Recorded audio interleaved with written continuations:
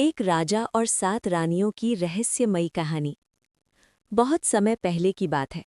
एक विशाल राज्य था जिसका नाम सूर्यगढ़ था। वहां के राजा का नाम राजा वीरेंद्र सिंह था। राजा बहुत शक्तिशाली और न्यायप्रिय थे, लेकिन उनकी एक ही चिंता थी, उनके राज्य का कोई उत्तराधिकारी नहीं था। राजा की 7 रानियां थीं। हर रानी अलग अलग स्वभाव की थी। पहली रानी रानी पद्मावती, बहुत समझदार। दूसरी रानी रानी कमला, दयालु।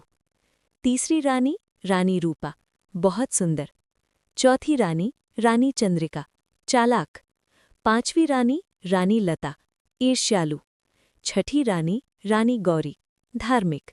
सातवीं रानी रानी सीता, सबसे छोटी और बहुत सरल।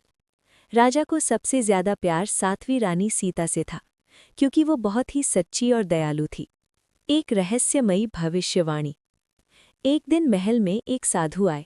उन्होंने राजा से कहा, राजन, तुम्हारे राज्य का उत्तराधिकारी जन्म लेगा, लेकिन इसके जन्म के साथ ही एक बड़ा रहस्य और परीक्षा भी आएगी।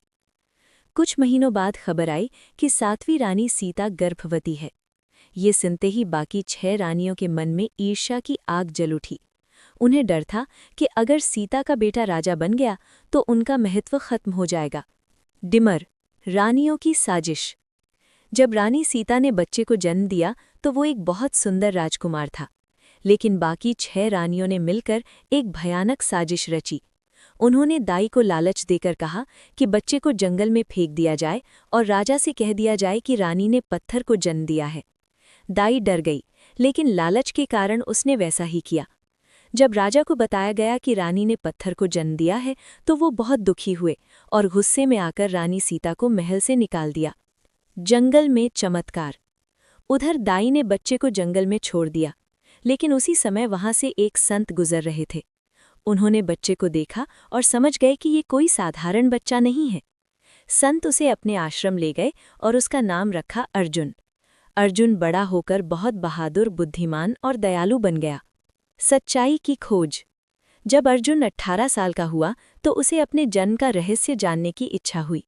संत ने सारी सच्चाई बता दी। अर्जुन ने कहा, अगर मैं सच में राजकुमार हूं तो मैं अपने पिता और अपने राज्य को जरूर ढूंढूंगा।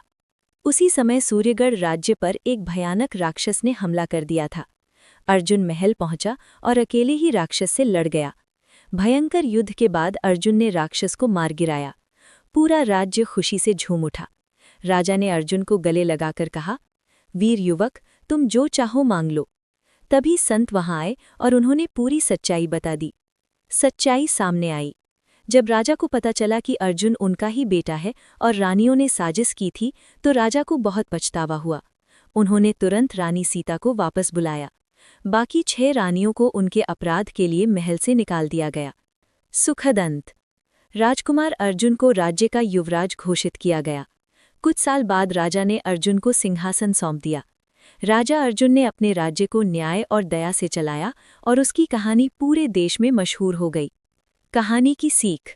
ईर्ष्या और छल कभी लंबे समय तक नहीं टिकते। सच्चाई और अच्छाई अंत में जरूर जीतती है।